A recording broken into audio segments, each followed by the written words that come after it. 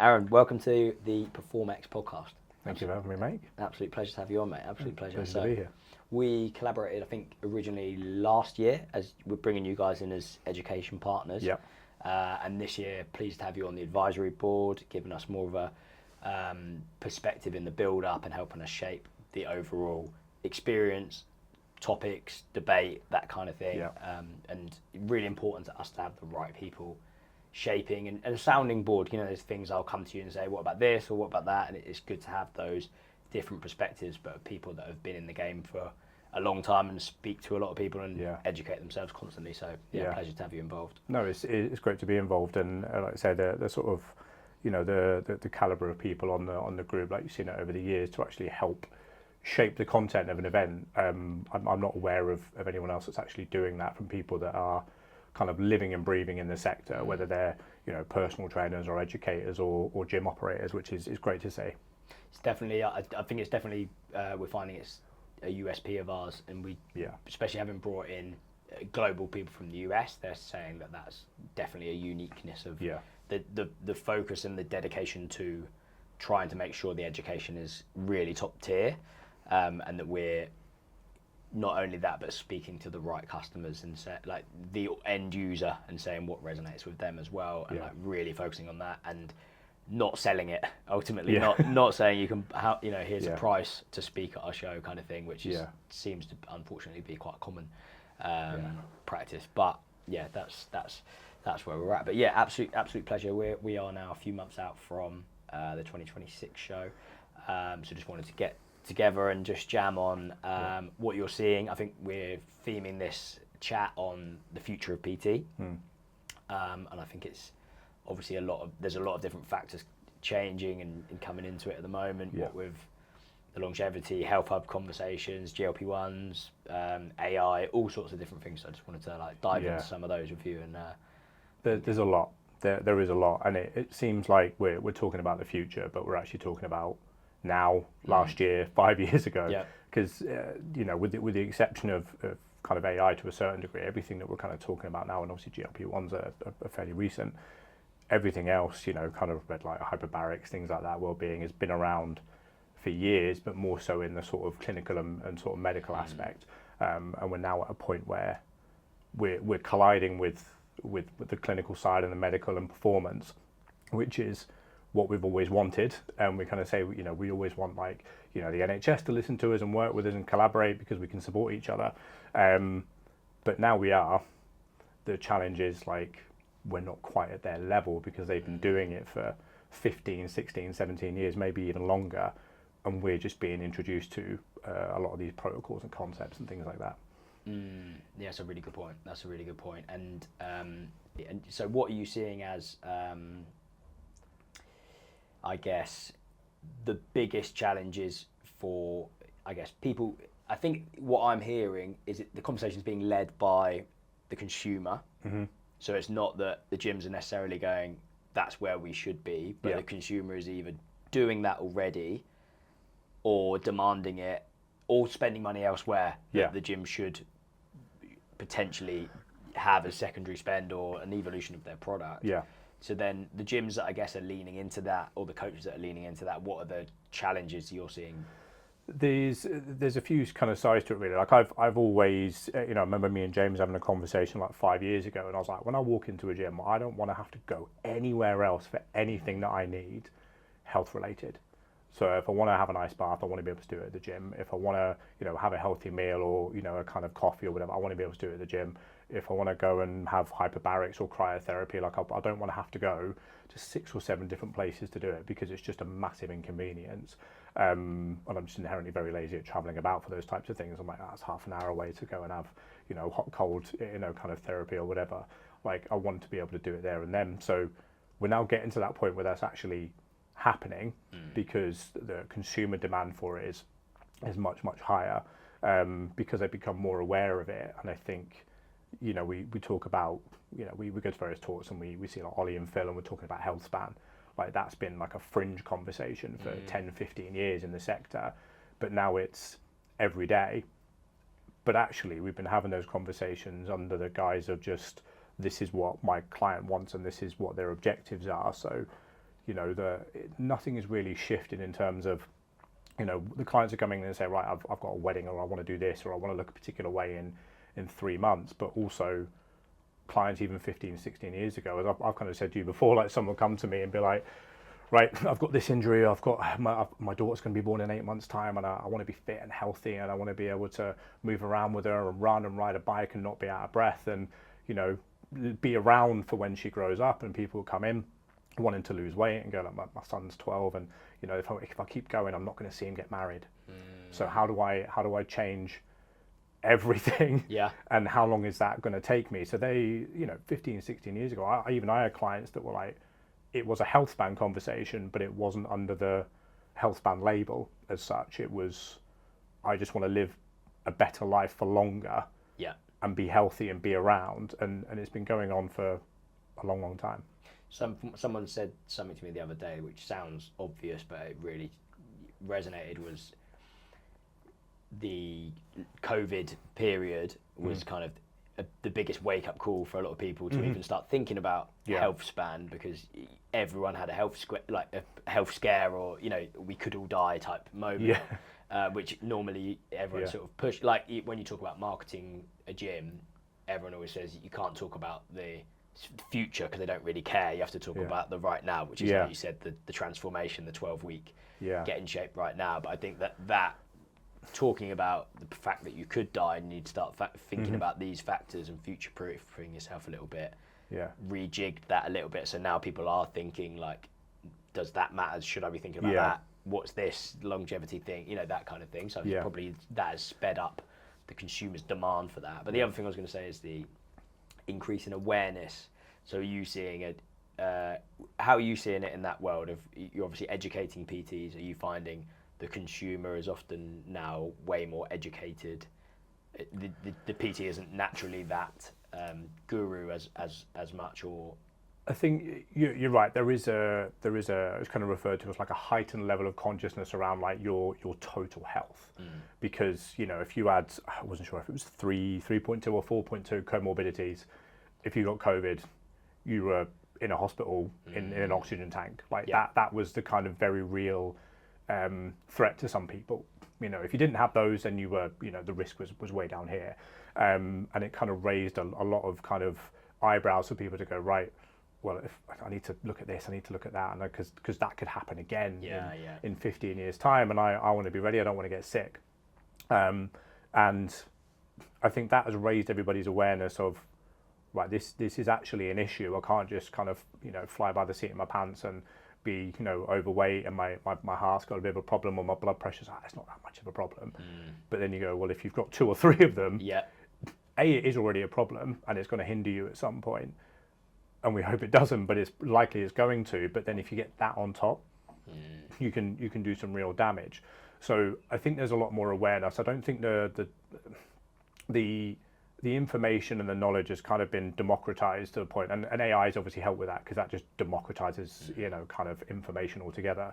So it's a lot easier to find out about these things. The problem you've got when people are looking at these things they are coming from an open loop of information. Majority from Reddit, which some of it is going to be good, bad, indifferent, pointless, ridiculous, and that's where the kind of problem lies. And obviously then you've got and even as a coach or a gym, if your client's coming to you saying, I've read about this, that, and the other, right, that's way above here. You know, they don't know about, you know, red light or ice therapy or HBOT or, you know, GLP-1s or anything else like that, because the kind of education and knowledge hasn't really transcending into PT and coaching. So we've got the clinical side and we've got the medical aspect, and you've got to translate that to a personal trainer whose education level and knowledge level of that is fairly non-existent. Even 18 months ago, like GLP-1s wasn't a conversation. You know, hyperbaric oxygen therapy was not a conversation. Red light was about those shark masks that you put on the evening, just to make you have less wrinkles and feel a little bit better about yourself. True. Especially ones with the cooling fans in there. They are brilliant. I've used it twice. And then, you know, ice baths, I've been doing those for a few years. You know, great for inflammation and things like that, but also there's risks involved, and everyone thinks about the benefits and things like that, but they don't understand the risks. And if you don't have both, as I've kind of said before, if you don't have both, you don't have informed consent of how to use it. I think there's a reactive nature to what gyms and the sector is doing, going, right, this is what the people want, let's put them in, and we'll do that. And there isn't necessarily a well-being strategy. You know, they're not phoning, you know, well, the majority aren't bringing in like Adriana Dami and going, right, we need a well-being strategist and this is what we want to do. They're just kind of plonking stuff in and going, this is what the people want. And it's not coming with education that is aimed at the people that are going to be talking to members about those protocols, which are gym instructors, PTs, coaches, that kind of thing. And that's where I think the challenge is going to be, and what the challenge currently is kind of bridging that gap. Yeah, that's a really good point. And not doing it for the sake of novelty, but actually thinking about value, like we were talking about it offline, but the value of bringing the value into a gym and proving its worth. Like, I like what Ollie Patrick says is like, do you actually track whether your members are getting healthier, or are you just looking at retention rates, which sounds so obvious, but it's actually like you paying for a service, what's actually happening while they're a member. And I think that's those tools all have the ability to prove that. And then we had obviously the guys from Whoop last year talking about how we harness the wearable data, because like that, what we were just saying about the consumer growing more educated, they now know a lot more about themselves than you do because they've got all the data. So then it's like, how do we bring that back, the power back to the PT almost, isn't it? Well, the consumers generally don't know how to translate that. No, that's it. So they go, right, you know, we're all wearing Whoops and stuff like that. It's great. And, you know, none of this is really, this was all predicted anyway. So I mentioned to you like the Precision 2030 report. It came out in 2019. Up until this point, it's scarily accurate about what consumers are going to be looking for and what it's all going to be about. So it's precision health, data-led. You know, we're kind of looking at personalized nutrition. We're looking at skin nutrition. All of that in that report is mentioned. GLP-1's the whole thing. And it's just scarily accurate that you go, I'm like, right, what else is in there? You know, I only read it last year and I was like, shit. Wow, okay, cool. I better go and learn about these things because, you know, like you say, we obviously run the Level Up events and we're doing that again with you this year. We kind of do them throughout the year. We're doing our first one, hopefully out in Dubai later this year as well, which would be amazing. We're doing online versions as well because we know not everybody can travel to events. So it's like, how do we get this information out? And we're very lucky that we have people like Ollie and Phil and obviously Dan, our kind of lead nutritionist, that can translate all of this information to personal trainers. And we have gym managers turn up. You know, we've had, you know, some of the cleaners at the event stop and listen, and they're just like, wow, this is really interesting with sleep and all this kind of stuff. And it's all things that we've been doing just as an aside and going, well, it's quite valuable. You know, if you need to sleep better, you need 7 or 8 hours, but we've never really explained why, for whatever reason. And I think, you know, when you become a personal trainer or a coach, like your level is X when you finish. The challenge that new personal trainers have got now, and where I have a lot of empathy for them, is there is a lot of new shit that's come out just in the last 2 years.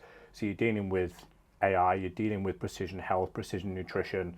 You know, you can get IV drips personalized, then you go and do genetic testing, which, you know, you go and do the 10x genetic test, for example, and you get back 3 reports. The nutrition report is like 282 pages long. Right. Like, you need to be a doctor to translate that to somebody.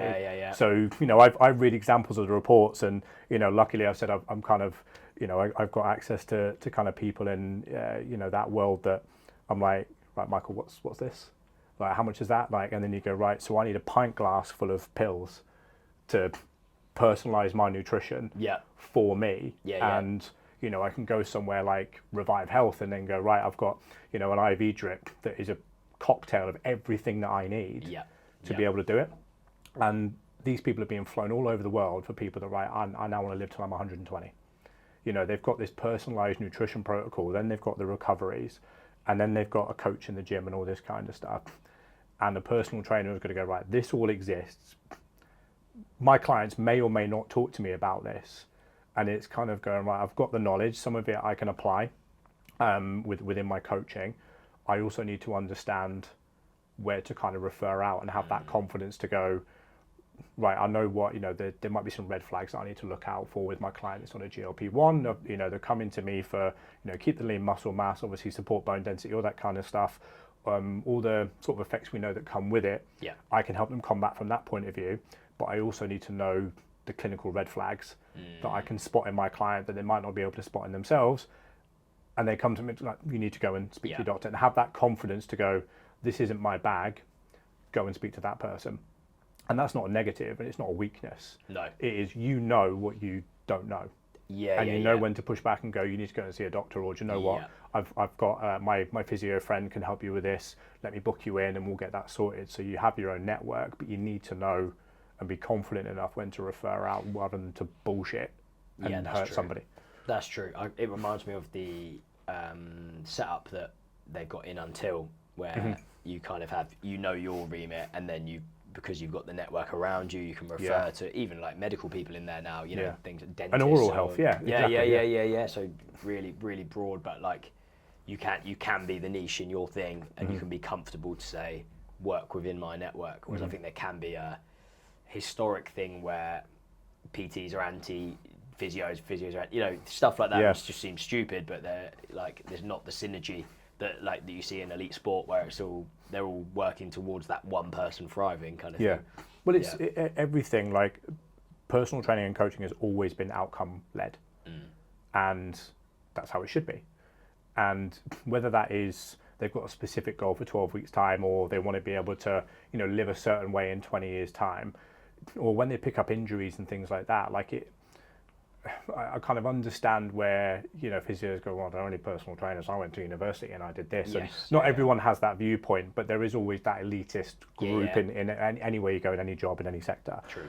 And when I was a PT, it was like, well, I don't know how to do this stuff, so I had a massage therapist and a physio that I would work with and refer out to, and that's all part of client experience. So David would come in and be like, I've tweaked myself on the bike this weekend. I'm like, right, okay, we've had that conversation, which, he wouldn't be able to have with ChatGPT because he doesn't know what he's looking for, or where all that kind of stuff. So I can pick things up and go, well, we're going to alter your training today and we're going to avoid that area. But what I want you to do is go and see, Sarah. Actually, part of his package with me would be like, he would get those sessions anyway. And rather than a PT session on Thursday, I'm going to go and send you to see Sarah. What time are you available? When would you normally go in? I'll book that in for you now. You're referring out, but you're also improving the client experience. He hasn't got to think, and he's like, well, I was going to spend that time with you. I'm now going and I'm going to work on this injury and support my recovery, which is all part of health and well-being, or however you want to phrase it. We were doing that a long time ago, but there's still kind of that. Even with kind of like the NHS and stuff, it's like, well, they don't want to work with us. It's like, well, because they know the standards are varying. So level 3 means level 3, but this level 3 is different to that one. And that is where the problem comes. And I think now the kind of clinical, medical, fitness, performance, sort of well-being world is just collided in the last 12 months. Everything we've wanted. We all want to work together, but we've still got that massive gap.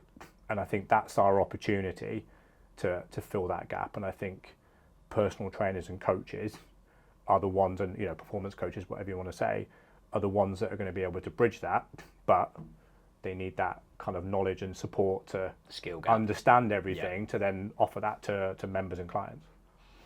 And where would they start? I know you've got you've been working on some brilliant solutions in that world, but where would you look as, I guess, I know it kind of depends what their objective is, but where would you look to in that kind of conversation? I mean, with at YourPT, so obviously we run our personal training solutions on behalf of gym operators. So everything from recruitment, onboarding, development, and retention of PTs, we control that entire thing. We look after everything for them, and we also have a training arm.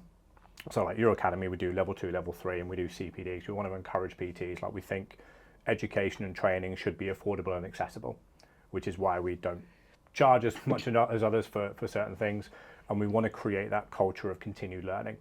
So part of that is obviously the level up events, and also creating, kind of mini courses and things for personal trainers that we have that can have access to it, introducing them to people like Ollie Patrick and Phil Lerney and Dan and all the others that we have, and then getting them to go, right, you've got the knowledge here, this is how you actually go and apply it, because they are two different things.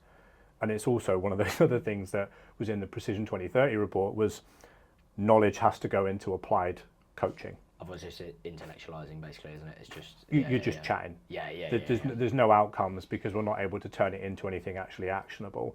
And they are two different things. So, when we do these events, we kind of want it to be, and the way we've designed it is you come to one, you're there for 3 or 4 hours, you're learning from all these great speakers, but you can go back to your gym that evening and apply some of the things you've learned. Some will require further knowledge. Some might open your eyes up to go, do you know what, that's come up in conversation with my clients and I need to go over here and learn more about it. Like, that is your responsibility as a coach. Like, even things that I say, I'm like, you don't have to believe me. Actually, your job as a consumer is to go away and do your own research and go, okay, I have the same interpretation and I believe the same thing, or do you know what, that I'm not sure I agree with that one. That's your responsibility as an end consumer, as a PT, as a client, is, I'm not the be all and end all. There is some things that I don't know and I might get wrong. And obviously things change all the time as well. Like, science is not an exact science. So when things move on, so does everything else. But I think we've kind of got this culture, not everybody, but we've kind of, as a sweeping generalization, it's like, well, I've done this core foundation course now. That's all I need to operate for the next 20 years. Absolutely not. Especially the last 2 years. Absolutely not. You walk into a gym and they've got a hyperbaric chamber or something like that. I want to use it. Like, what are the benefits? I have no idea. You have a responsibility to understand what's going on in your facility, what protocols are available, what services, etc. But also, it's that gym, or like from a YourPT perspective, it's our responsibility to go, this is what you need to learn about because this is available in your club. Yes. So this is how you get access to it. This is going to help you out. You're going to become a better coach because of it. Even if you never have to apply any of it, because you know it, that one person that asks you that one question about it, you come from a position of authority. And that is obviously going to help your reputation. It's going to help your confidence because you know what you're talking about. And that's where we are bridging that. So obviously designing courses, again, kind of, I say co-authoring, like, when you're dealing with doctors and they're kind of going, right, this is the clinical side of things. And then I go, this is where PTs are. Yes. This is how we need to adapt. And it is adapting to go, right, we need to get them to, this is a level that they can understand from a baseline point of view. And then the next course is another level, and then the next course is another level where they're slowly creeping towards competence. And competence. They're never going to be clinicians. That's not their job. Our job is not to diagnose or kind of, kind of give them a, we can talk about protocols and things like that, but we're not going to give them a prescription of like, you need to do this for this many hours, you need to do this.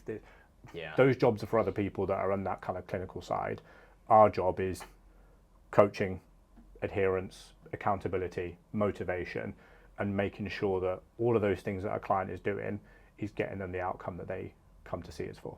And making sure we do things properly, so we're not just seen as a leisure, a hobby activity that's fun, but actually going back to that point of getting results, how the right dose of sauna or ice or nutrition for that person will turn the dial. That they're gonna 100%. And also letting them know if you do sauna once a month, you're going to have a nice feeling afterwards. You're going to feel pretty good. But if you want long-term effects, you've got to go 3 or 4 times a week. And they're like, okay, that's quite a lot. And if you want, the benefits of red light, or or biomodulation, whatever you want to kind of call it, and you go, well, you want the benefits of this, you have to do it this many times. Like, you can't, like I said, refers to like shark mask. Like, you can't wear it once a month and go, I'm definitely going to get the benefits out of it. My wrinkles are going to disappear, and I'm going to have more elasticity in my skin and all that kind of stuff. Well, you're not if you use it twice a year. Yeah, that's true. You've got to be continually using these things, and it's the same as kind of going to the gym. The more we kind of change our behavior. And again, a big thing for coaches and PTs to do is to understand behavior change. Yeah. You know, and how we get people to stack habits. Yeah. You know, you kind of tell us if you want to remember your vitamins in the morning, put it next to your toothbrush. Yeah. Assuming you brush your teeth in the morning, you know, like there's going to be people that, you know, that's why oral health might be a thing, especially, you know, if you speak to the rest of the world, the English don't do it very well. But, you know, habit stacking and getting them to do it and making sure they kind of come in. Yeah. So they're coming into the gym, they're forming a habit, they're building their confidence, they then are getting results, which is going to build their confidence, and they're going to associate that building with an outcome that they've come in for. Right. Then it's like, well, then I need to, what can I stack? You know, I want to be able to recover faster. I want to be able to sleep better. Like, how do I stack that? Like, you know, we talked about obviously your knee today. It's like, you know, you've got to wait a long time for it to repair. Yeah. Sometimes we don't want to wait, and there's things that we can do to help ourselves, but also we want to avoid it in the future. Yeah. So if you come in, you know, if you come to me with a knee injury, you're doing some rehab or recovery, it's like, well, we're going to do the basic things, but what else can we do that you've got access to, that is affordable, that is available, that's going to be able to help you? Yeah. That is then going to keep you on that kind of track for the rest of your life, because you go, right, that's my protocol. This is what I do every week. Right. You know, I do red light and ice therapy 3 times a week. I go to the gym 3 times a week. I go to the sauna twice a week. And it's all in these places. And people are stacking those protocols. They're doing red light straight into hyperbaric. They're in a club for an hour and a half, and they're spending serious money. Yeah. Yeah, serious money. Yeah. Depending on where you go. People wouldn't have spent before. You know, it's become the new, and I think this is where it's like, not the line blurs, but it's like it's become the new socializing, right? That's the latest trend, is like optimizing your set, whether it's something intense like fitness racing, or whether it is something more sociable and sauna and ice bath kind of concepts like that has replaced the pub. So people are leaning into it in that way as well. 100%. But then it's whether you're, you know, it's whether, you know, it's the getting that perfect balance right of like, this is beneficial, like exactly like you're talking about, that what is the dose, but then also gaining from that social element of it too, kind of thing. It's interesting. And understanding it, because everything is personalized to you. Yeah. So we've kind of discussed before, like, we can't both jump in the same 6-degree ice bath. Yeah. We have different fat tissue, muscle tissue. You know, we don't know if we have underlying issues. There's that, you jump in, there's that cold shock. Breathing, heart rate, blood pressure, boom, goes straight up. There's also climatization. You know, so, you know, if you've lived in sub-Saharan Africa for 20 years and I've lived in Scandinavia for 20 years, we're going to have like sort of different levels of resistance and adaptation to that cold shock. And I don't think people really even understand that at a base level, to go, right, we're both going to jump in at 6 degrees. So like you say, Jim's putting it in because, right, the consumer wants it. Yeah. Right, these are the benefits, but we don't know what the risks are. So the governance on it, and also whenever you jump anything with water, it's literally like a sort of, it's just a cesspit, isn't it, with certain things. Like, you need, you know, filtration grates, things like that. You think if there's ice in there, like obviously if the water's come out and it generates the ice and there's bacteria in that water because it's not looked after properly, that bacteria is being held in the ice. And then that's being pumped in for the next person that comes in, and there's been 100 people in there that day. So, you know, it's like a skin infection lottery, you know, when you're kind of jumping into one of those things, and you don't know that. You kind of assume, like, we all go into swimming pools and we go, oh, the top layer is, you know, scum. But you've got the filtration, you've obviously got the pH levels, all that kind of stuff, the temperature's being tested, all that kind of thing. That has to be done for ice baths and cold therapy. And that's even before we go, right, some gyms are now putting in, you know, the sort of cold therapy for your face. Right. Again, very, very similar reactions to cold shock, but also it's your face and not the rest of your body as well. So it does have a slightly different thing. So unless people understand, you know, the risks, obviously the governance isn't quite there. I don't think the standards in terms of knowledge and education is enough. There are some really good companies and groups that are providing that education. So you think, like, well, from an ice therapy sort of point of view, you've got CET CryoSpa that provide you that information. They go, right, here's the studies towards it, blah, blah, blah, blah, blah. You look at hyperbarics, red light, Optimal Health are putting together like an educational thing aimed at the coaches and the instructors of the gyms that they're doing in the installs in. Yeah. Brilliant. Not everybody is doing that. It's like, oh, here's a leaflet on the benefits of ice therapy or red light or hyperbarics, and it's nowhere near good enough. Like, how can we kind of bridge that gap? And we have to do it quickly. And obviously, like I said, I've been working with some doctors and obviously people as well from sort of health clinics about, right, how do I understand this? And obviously we have Ollie and Phil and people that come and do level up and do some things for our trainers to understand it, but it needs to go out to the masses. That we're our trainers are lucky, and the people that come to our sessions, they come to PerformX, they get to see all these people. They're really lucky, but what about the thousands and thousands that don't, and their gyms installing them?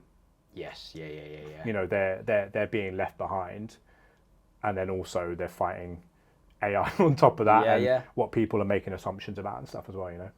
On that note, why do you think it's so important? One, for people to come to things like PerformX and give us a little sneak peek of what you've got with Level Up at PerformX.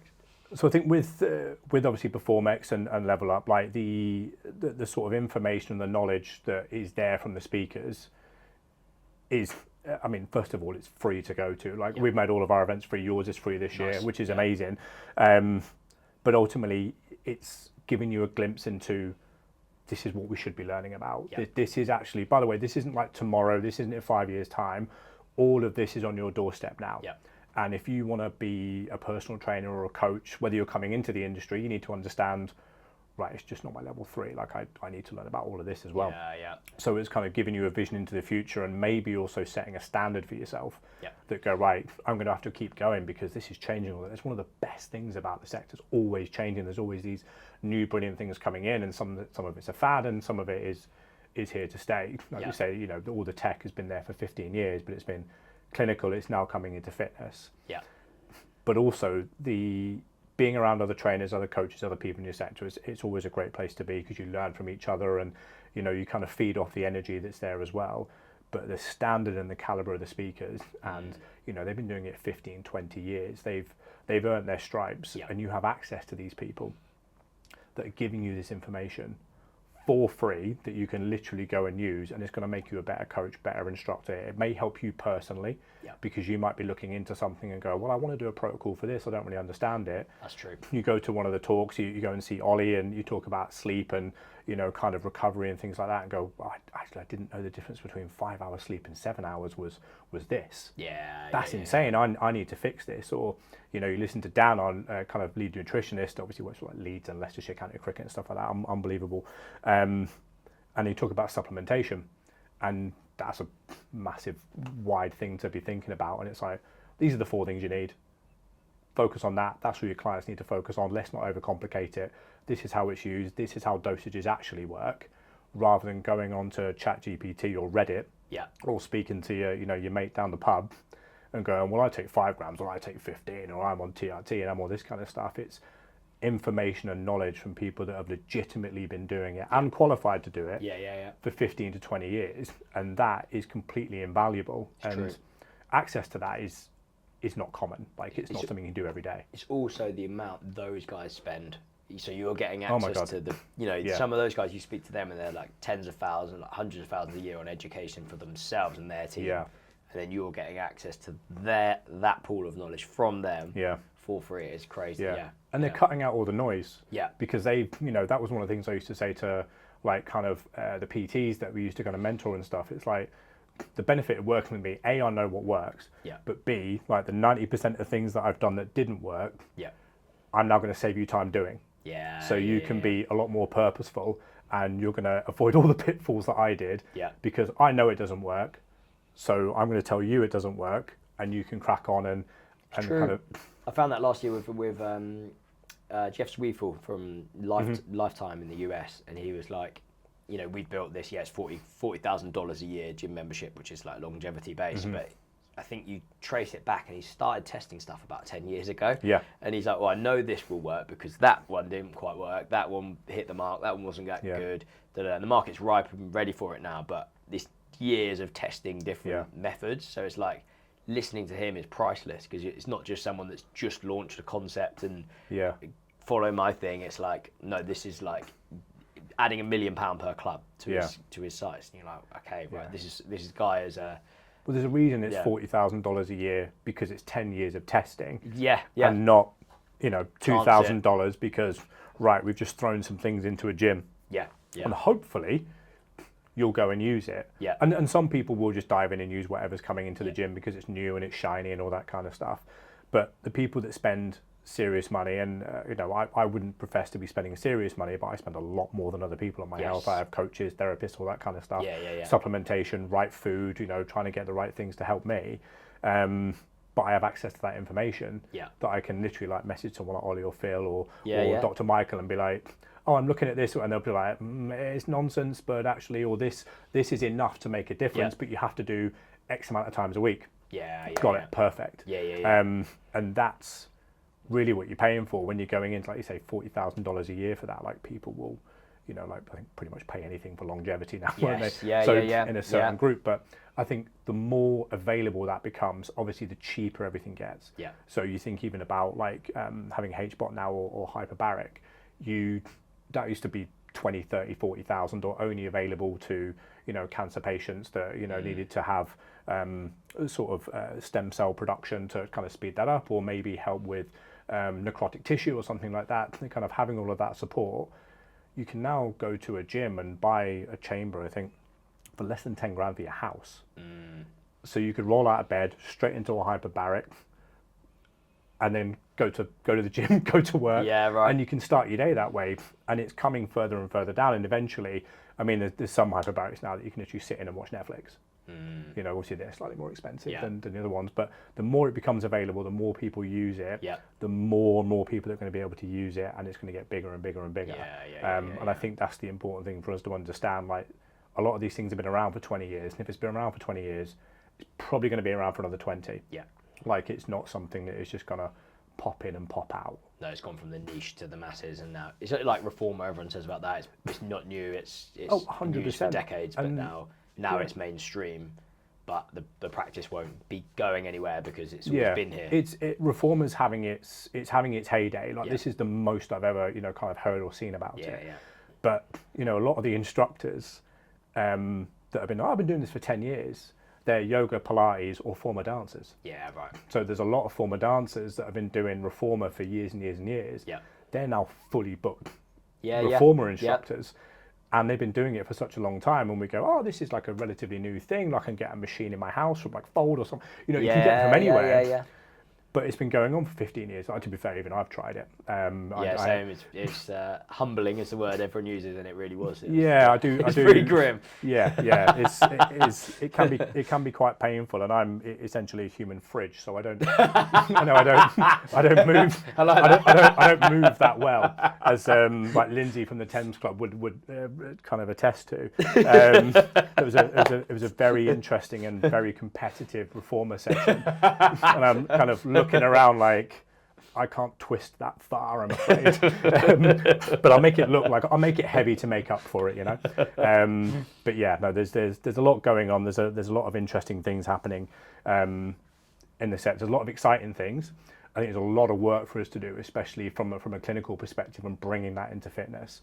But it's also what makes it so much fun and so exciting to be around as well. Yeah. I'm looking forward to it. Quick, shameless plug. Secure your tickets now. Free tickets are available on the website, and that gets you full access to the show this year, including around 80 talks, including what the guys from YourPT are delivering, the PFCA, Gym Owners Network guys, PTMA, Fitness Business Profits, you name it. Lots and lots of amazing partnerships with some of the most respected educators who've been in the game a long time. As you say, Ollie Patrick, Phil Lerney. We've got some brilliant headliners, Johnny Wilkinson, Russ Cook. It's going to be a serious show. Definitely our biggest show yet. It's looking really, really exciting. Year 5. See you there. Our mission is to unite as much of the industry this year as we possibly can in one room, raise the standards, get them connected, sharing ideas, learning from the best in the game, and just helping everyone have the most successful year in terms of skill set and business Yes, that's the mission, we're excited to be there again this year, and also shameless plug, come and speak to YourPT. Obviously, we will be there for obviously the Level Up events, and obviously we'll have a stand there as well. So even if you don't want to come and talk to me, the rest of the team will be there, and come and talk to us about how we can either help kind of ignite your PT career, kind of take it that next step, or even if you're a gym operator looking for support on how to kind of improve your kind of PT service, come and find us, come and give us a shout. Brilliant, mate. Pleasure. Perfect. Pleasure to have Thank you you on. so much, mate. Cheers, appreciate it.